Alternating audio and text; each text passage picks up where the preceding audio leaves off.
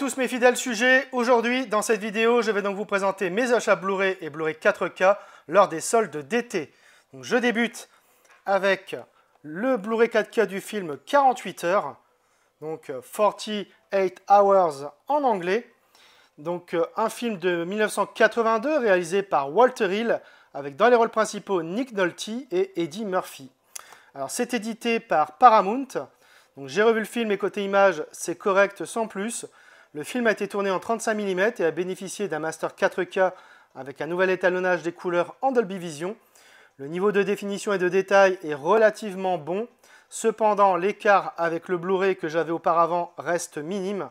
Alors oui, il y a eu un dépoussiérage de l'image avec la suppression des défauts pellicule et c'est appréciable, mais la compression n'est pas des plus réussies malheureusement, avec donc des artefacts encore assez présents. Le Dolby Vision apporte un rehaussement des couleurs plutôt timide. Je retiens des teintes un peu plus élevées et un rendu bien moins terne que précédemment sur le Blu-ray. Le grain est tout de même mieux géré et les noirs plus profonds. Bref, c'est un Blu-ray 4K qui n'est pas parfait, loin de là, que nous propose Paramount. Néanmoins, les améliorations apportées et visibles font de ce 4K la meilleure version de ce film à ce jour. Au niveau des pistes sonores, on a du Dolby 3 HD 5.1 pour la VO et du Dolby Digital 2.0 pour la VF. Côté bonus, c'est le néant, malheureusement, il n'y en a aucun.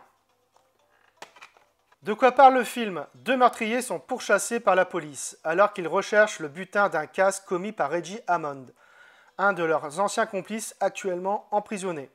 Pour les retrouver, l'inspecteur de police Jack Cates a besoin de l'aide de Reggie. Il va le voir en prison pour solliciter sa collaboration, mais Hammond négocie son aide contre une permission de sortie.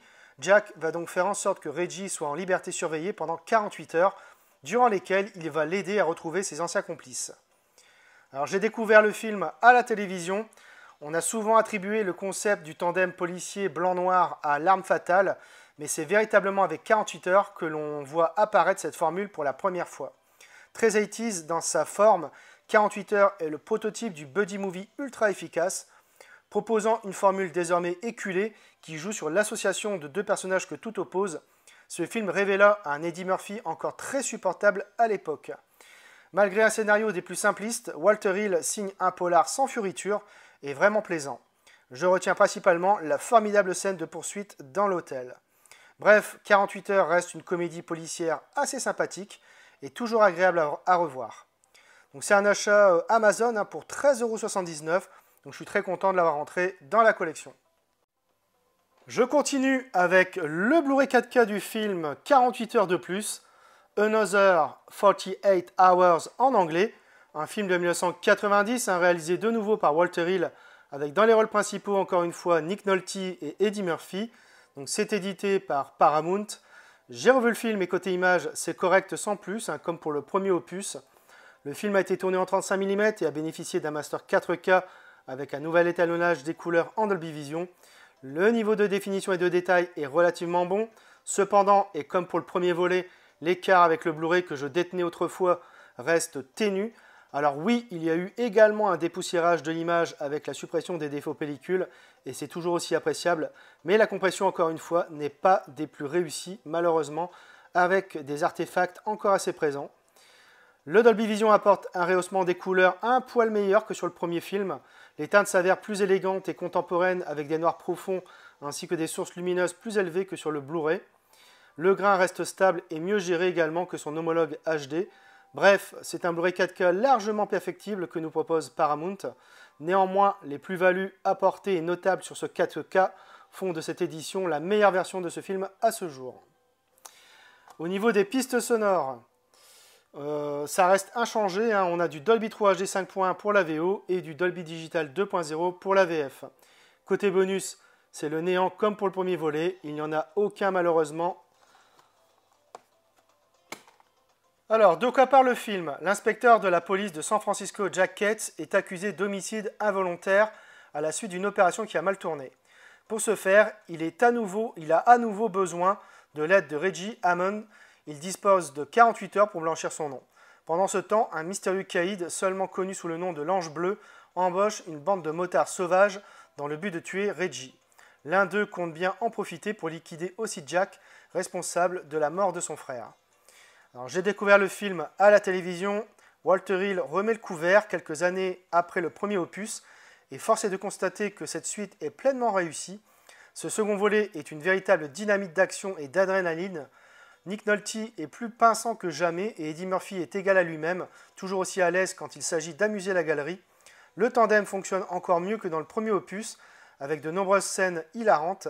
Le scénario décolle dès les premières secondes et nous tient en haleine grâce à un jeu subtil du jeu du chat et de la souris qui arrive à brouiller les pistes jusqu'à la fin. Bref, ce 48 heures de plus est une très bonne suite et reste un divertissement agréable comme on n'en fait plus. Donc c'est un achat Amazon pour 14,99 €, donc je suis très content de l'avoir entré dans la collection. Je poursuis avec le Blu-ray 4K du film Alita Battle Angel, donc un film de 2019 réalisé par Robert Rodriguez, avec dans les rôles principaux Rosa Salazar, Christophe Waltz, Jennifer Connelly, Mahershala Ali et Keenan Johnson. C'est édité par feu la 20th Century Fox. J'ai revu le film et côté image, c'est magnifique. Le film a été tourné en 3,4K et n'a bénéficié pourtant que d'un digital intermédiaire 2K avec un étalonnage des couleurs en Dolby Vision. Le niveau de définition et de détail est juste époustouflant, que ce soit au niveau des décors comme des personnages, notamment celui d'Alita, c'est une petite merveille. Le Dolby Vision apporte un rehaussement des couleurs tout simplement sublime. Les teintes s'avèrent éclatantes et naturelles avec des noirs profonds ainsi que des blancs lumineux. Bref, c'est un Blu-ray 4K de très haute volée que nous propose la 20th Century Fox. Au niveau des pistes sonores, on a du Dolby Atmos pour la VO et du DTS 5.1 pour la VF. Côté bonus, on retrouve plusieurs petits documentaires, le monde d'Alita, l'adaptation du manga au cinéma, l'évolution d'Alita, déconstruction des scènes, archives de 2005, Motorball et bien plus encore. Alors, de quoi parle le film? Lorsqu'Alita se réveille sans aucun souvenir de qui elle est, dans un futur qu'elle ne reconnaît pas, elle est accueillie par Ido, un médecin qui comprend que derrière ce corps de cyborg abandonné se cache une jeune femme au passé extraordinaire. Ce n'est que lorsque les forces dangereuses et corrompues qui gèrent la ville d'Iron City se lancent à sa poursuite qu'Alita découvre la clé de son passé. Elle a des capacités de combat uniques que ceux qui détiennent le pouvoir veulent absolument maîtriser. Si elle réussit à leur échapper, elle pourrait sauver ses amis, sa famille et le monde qu'elle a appris à aimer.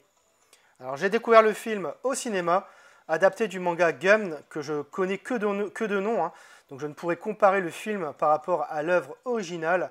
En revanche, je peux juger le film en tant que tel et franchement, il est très bon. Alita Battle Angel est un véritable spectacle visuellement et techniquement impressionnant, délivrant de belles séquences d'action. L'histoire est très plaisante à suivre, les effets spéciaux sont très réussis, le personnage d'Alita est ultra attachante. Réussir à donner à un androïde autant de charme et de sensibilité, c'est un véritable tour de force et la réalisation de Robert Rodriguez est vraiment maîtrisée. Bref, Alita Battle Angel reste un film de SF assez jouissif dans le genre et qui amène une suite indubitablement. Le second volet a d'ailleurs été annoncé, donc je l'attends avec impatience. Donc c'est un achat Amazon pour 14,99 €, donc je suis très content de l'avoir entré dans la collection. J'enchaîne avec le Blu-ray du film Ghost Dog, la voix du samouraï, donc Ghost Dog, The Way of the Samurai en anglais, un film de 1999 réalisé par Jim Jarmusch, avec dans les rôles principaux Forest Whitaker, John Tormey, Tricia Vesey et Isaac de Bancolé. Donc c'est édité par Le Pacte. Alors on a droit à un petit fourreau, voilà, donc juste à l'intérieur on a l'amarré. Donc l'amarré est plutôt classique. Voilà. À l'intérieur, on retrouve donc le Blu-ray du film et le Blu-ray de bonus. Je vais le retirer parce que chose assez rare, l'éditeur a mis un artwork interne. Donc on ne voit pas très bien avec le plastique du boîtier. Mais bon voilà, c'est plutôt assez rare pour le souligner, tout simplement. J'ai revu le film et côté image, c'est excellent. Alors, il faut savoir que le film était prévu en 4K et que l'éditeur, pour une raison que j'ignore, s'est rétracté. Le film a été tourné en 35 mm et a bénéficié d'une restauration 4K supervisée par Jim Jarmusch himself. Le Master HD est donc tiré de ce nouveau Master 4K flambant neuf. Et le moins que l'on puisse dire, c'est que ce transfert 1080p du film est en effet bluffant de précision, avec un piqué, un niveau de détail et une profondeur de champ assez impressionnant. L'étalonnage des couleurs est très satisfaisant, avec des teintes naturelles et renforcées. Bref, il s'agit d'un Blu-ray d'excellente facture de la part du Pacte. Après, voilà, c'est quand même assez frustrant de savoir qu'un Master 4K existe et que l'on doit se contenter que d'une édition Blu-ray. Alors, au niveau des pistes sonores, on a du DTS HD Master Audio 5.1 pour la VO comme pour la VF.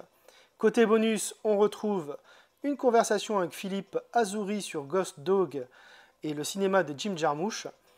Une conversation avec Forest Whitaker et Isaac de Bancolé, modérée par le spécialiste de cinéma Michael B. Gillespie. Une conversation avec Helen Lewis, la directrice de casting. The Odyssey of Journey into the Life of Samurai, donc un making-of du film. Des scènes coupées et additionnelles. Et enfin, des interviews d'archives. Alors, de quoi parle le film ? Ghost Dog vit au-dessus du monde au milieu d'une volée d'oiseaux dans une cabane sur le toit d'un immeuble abandonné. Guidé par les mots d'un ancien texte samouraï, Ghost Dog est un tueur professionnel qui se fond dans la nuit et se glisse dans la ville sans qu'on le remarque. Quand son code moral est trahi par le dysfonctionnement d'une famille mafieuse qu'il emploie à l'occasion, il réagit strictement selon la voie du samouraï. Alors, j'ai découvert le film au cinéma.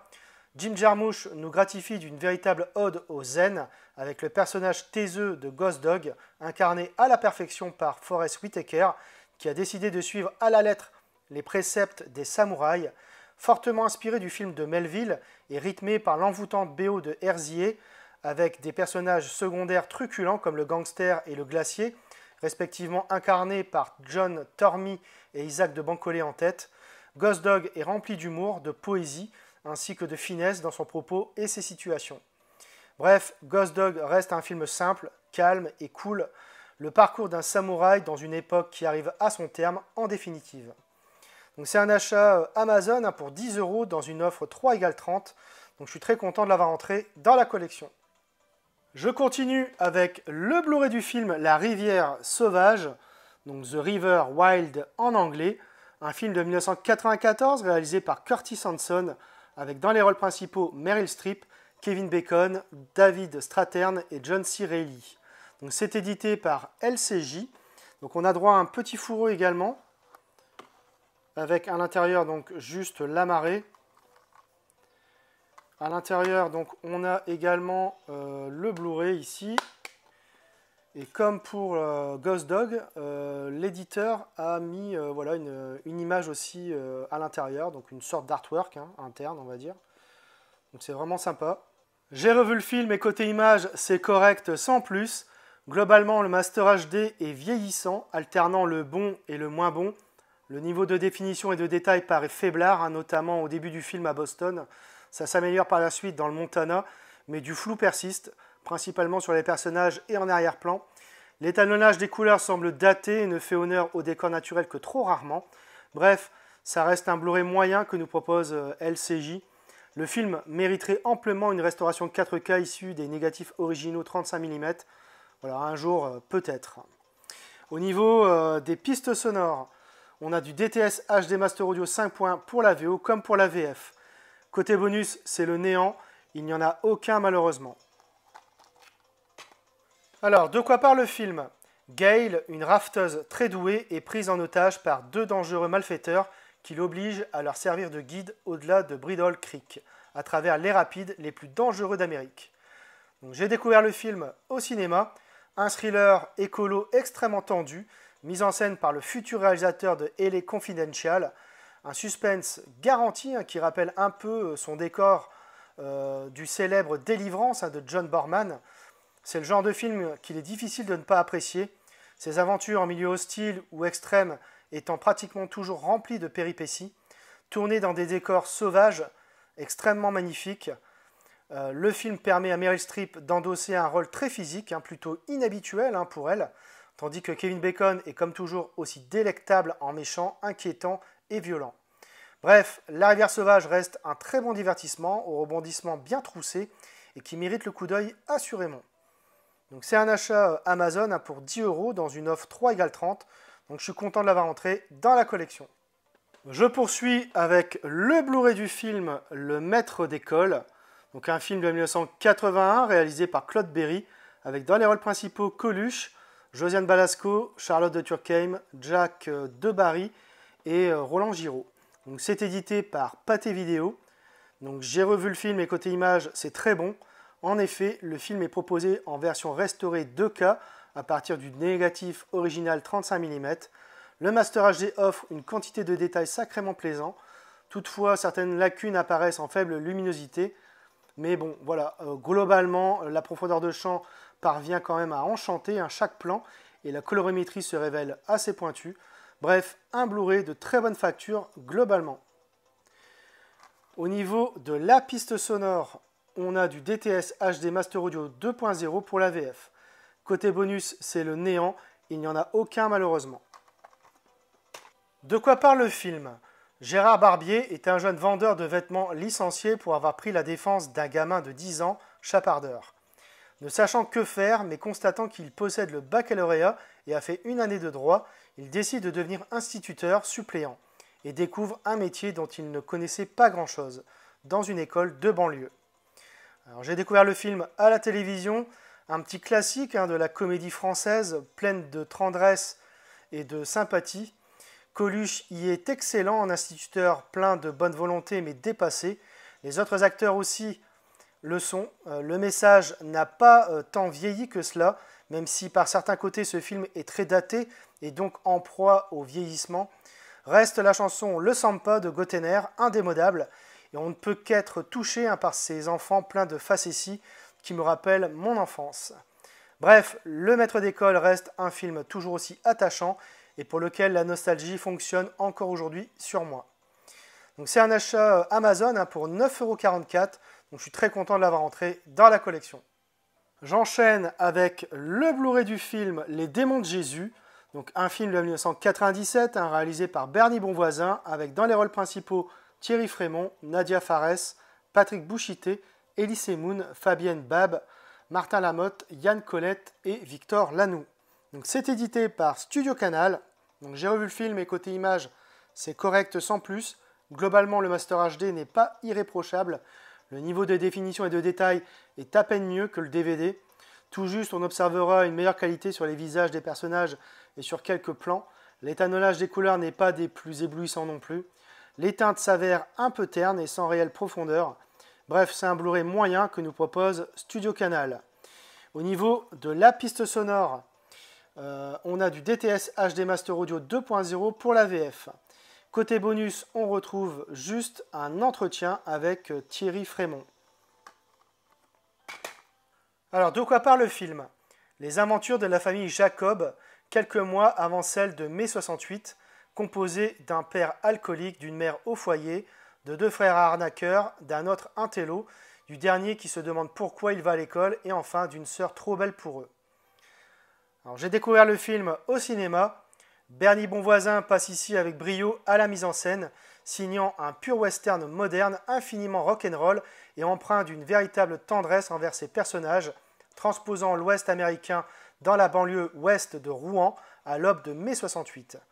Décalé, jouissif, culte à plus d'un titre, rythmé par un sens du dialogue incroyable et par une bande-son du tonnerre de Dieu, Les Démons de Jésus est également une chronique douce amère sur une époque en plein bouleversement, où la légèreté des débuts va petit à petit laisser la place à un ton beaucoup plus dramatique.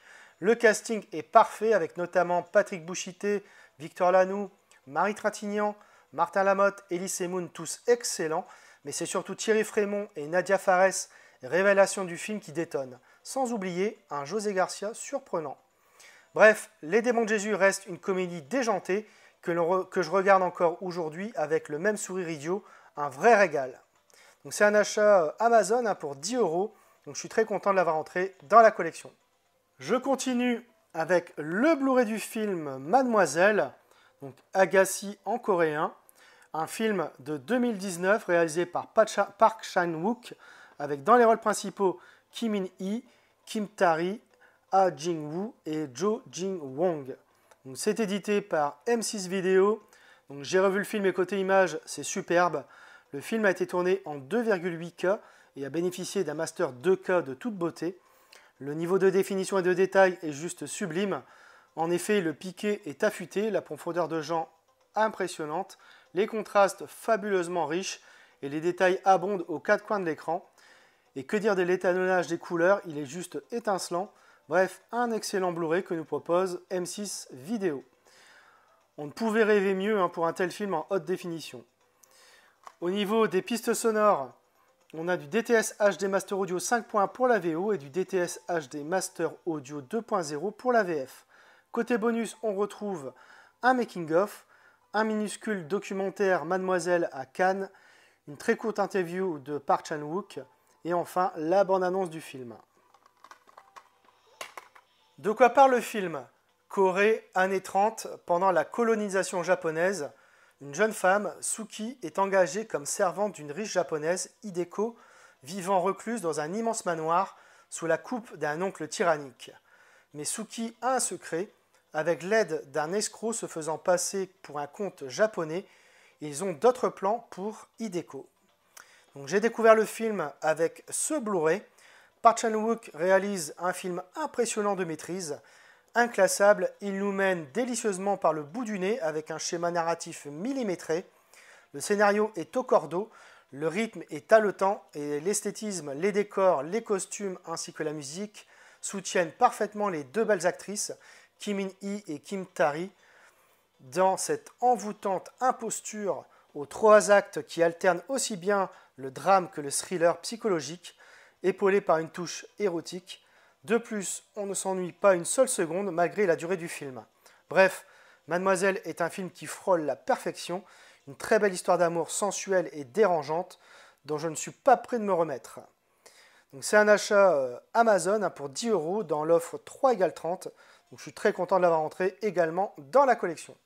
Je termine avec le Blu-ray 4K du film Red, un film de 2010 réalisé par Robert Schwenke, avec dans les rôles principaux Bruce Willis, John Malkovich, Mary-Louise Parker, Morgan Freeman, Helen Mirren et Brian Cox. C'est édité par M6 Vidéo. J'ai revu le film et côté image, c'est excellent. Le film a été tourné en 35 mm et a bénéficié d'un master 4K avec un nouvel étalonnage des couleurs en Dolby Vision. Le niveau de définition et de détail est juste superbe. Le Dolby Vision apporte un rehaussement des couleurs éclatant. Les teintes paraissent bien plus chaleureuses et bien plus prononcées que sur le Blu-ray devenu défectueux d'ailleurs. C'est assez lumineux dans l'ensemble et les noirs assez profonds.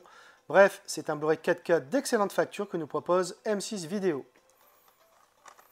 Au niveau des pistes sonores, on a du Dolby Atmos pour la VO et du DTS HD Master Audio 5.1 pour la VF. Côté bonus, on retrouve notamment un commentaire audio de Robert Bauer, ancien agent de la CIA, une interview des acteurs, un making-of et bien d'autres suppléments. De quoi parle le film ? L'heure de la retraite a sonné, mais dans certaines professions, la transition peut s'avérer difficile. Frank ne supporte pas l'inactivité. Son collègue Joe végète en maison de retraite, Marvin use d'amphétamines et Victoria fait des petits boulots. Pas facile de décrocher quand on a été agent de la CIA toute sa vie. Pourtant, quand leur ancien employeur décide d'éliminer pour de bon ces agents un peu trop compromettants, il va découvrir qu'en dépit de leur âge, ce sont encore de redoutables adversaires. J'ai découvert le film au cinéma. Red est un film d'action et d'espionnage bien troussé, avec des rebondissements malins. Beaucoup d'humour pour un divertissement léger qui ne se prend pas du tout au sérieux, avec une sympathique amourette entre le chauve costaud et la fluette Mary-Louise Parker en quête d'un partenaire normal, mais qui s'adapte très vite à ces histoires d'espionnage qui la dépassent, mais l'amuse autant que le spectateur. Morgan Freeman, Helen Mirren, John Malkovich et Brian Cox lui donnent un coup de main bienvenu pour mener la mission la plus difficile de leur carrière d'espions déterminés. Bref, Red reste une des comédies policières avec une bonne dose d'humour et des séquences d'action assez efficaces qui se laissent regarder sans déplaisir. C'est un achat Amazon pour 11,31 €. Content de l'avoir rentré dans la collection. Voilà, c'est tout pour cette vidéo achat. J'espère que vous l'aurez apprécié. Abonnez-vous, likez, partagez. On se retrouve très bientôt pour une nouvelle vidéo.